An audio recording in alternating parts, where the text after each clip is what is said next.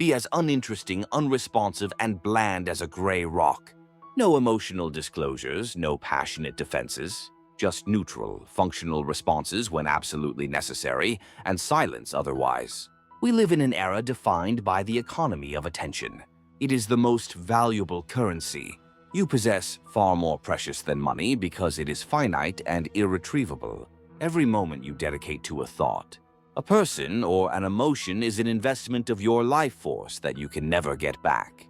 Yet so many of us squander this treasure, freely tossing it into the abysses dug by those who wish us ill, those who provoke us, and those who define themselves by their opposition to us. We call these people enemies, though they often appear in various guises. The relentless critic, the internet troll, the manipulative colleague, or the toxic family member. What they all share is a parasitic need for your engagement. They cannot sustain their negativity in a vacuum. They require a host, and that host is your reactive mind. The premise here is simple, yet deeply challenging to execute. The most devastating weapon you can wield against those who seek to harm you is not anger, not retaliation, not a clever counterargument, but absolute, unwavering starvation. You must starve them of the one thing they need to survive your attention. To understand the art of starving your enemies, you must first understand the mechanics of their provocation. Why does someone attack you, belittle you, or try to bait you into an argument? Rarely is it about the surface-level issue. It is almost always about a transfer of energy. When someone feels powerless, insignificant, or filled with internal chaos, they seek to discharge that discomfort onto others. By getting a rise out of you, they achieve two things. First, they validate their own existence. If they can affect you, they matter. Second, they drag you down into their emotional mud, momentarily alleviating their own suffering by ensuring you share it. It is a pathetic form of vampirism. Every time you react, whether with defensive words, visible frustration, or even just internal seething that keeps you awake at night, you are feeding the beast. You are completing the circuit they eagerly constructed. You are saying to them, "Yes, what you do matters to me.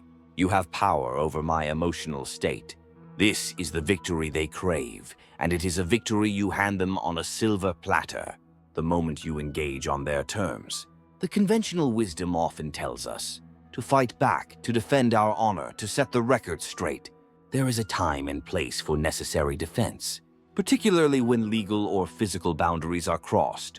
But in the vast majority of interpersonal and psychological conflicts, fighting back is exactly what the enemy wants. It provides them with new material, new grievances, and a renewed reason to keep the conflict alive.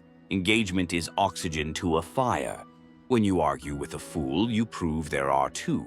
When you wrestle with a pig, you both get dirty, but the pig likes it. The true master of conflict understands that the ultimate power move is to render the opponent irrelevant. It is the realization that their antics are not a call to war, but a desperate cry for validation that you are under no obligation to provide. This brings us to the practice of strategic silence. This is not the silence of cowardice or submission. It is the deafening silence of a mountain in a storm, immovable and unaffected by the winds howling around it. It is an active, deliberate void that you create. When an enemy hurls an insult or tries to lay a trap, and it is met with absolutely nothing, no anger, no explanation, no acknowledgement whatsoever, it is terrifying for them. It forces their energy back onto themselves. Imagine throwing a ball against a wall with all your might, expecting it to bounce back, but instead, the wall simply absorbs it without a sound. It is disorienting. The void you create is a mirror, in which they are forced to see only their own ugly behavior, reflected without distortion. Without your reaction to muddy the waters, their actions stand alone in their absurdity.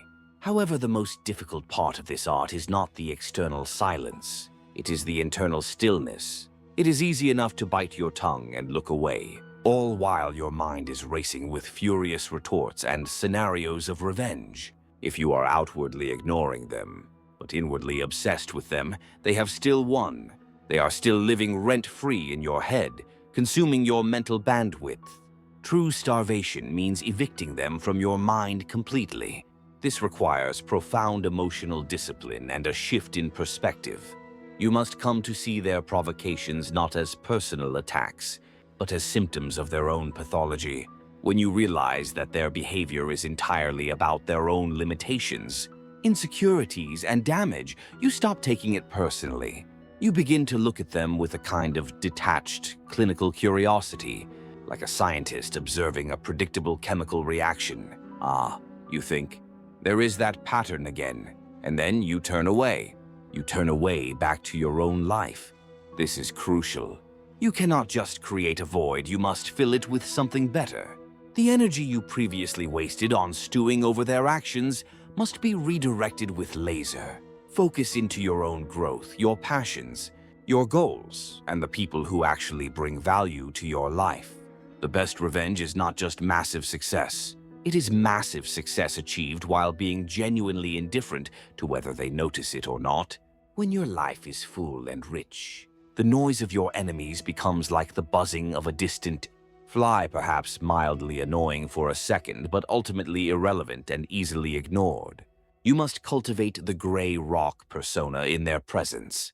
Offer nothing that they can hook on to. They will try harder at first. The extinction burst is a real psychological phenomenon. When a behavior no longer yields the desired reward, the subject will increase the intensity of the behavior desperately before finally giving up. They may escalate their attacks, try new angles, and become more outrageous. You must anticipate this and hold the line. You must remain the immovable void. Eventually, when they realize the well has truly run dry, they will be forced to move on to an easier target. They need the feed. If you don't provide it, they must go elsewhere. This path is not easy. Your ego wants to be right.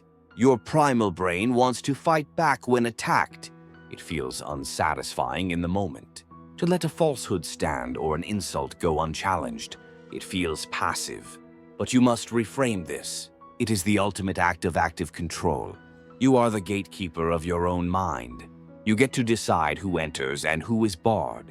By refusing to engage, you are asserting your sovereign right to choose where your attention goes.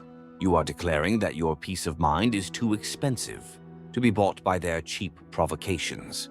Consider the Stoic philosophers who understood that we cannot control what happens to us or what others say about us, but we have absolute control over how we interpret and respond to those events. If someone insults you and you feel nothing, where is the insult? It evaporates. It only becomes real if you accept it and react to it.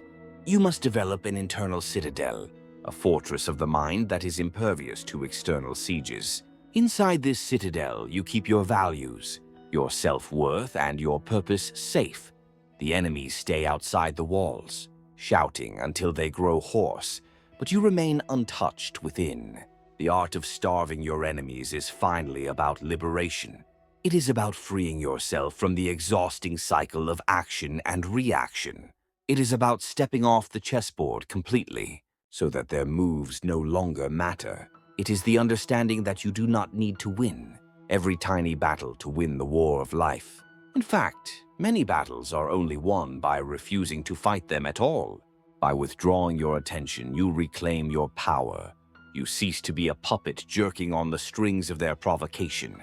You become the master of your own emotional destiny. Let them scream into the abyss. Let them stew in their own toxicity. You have better things to do.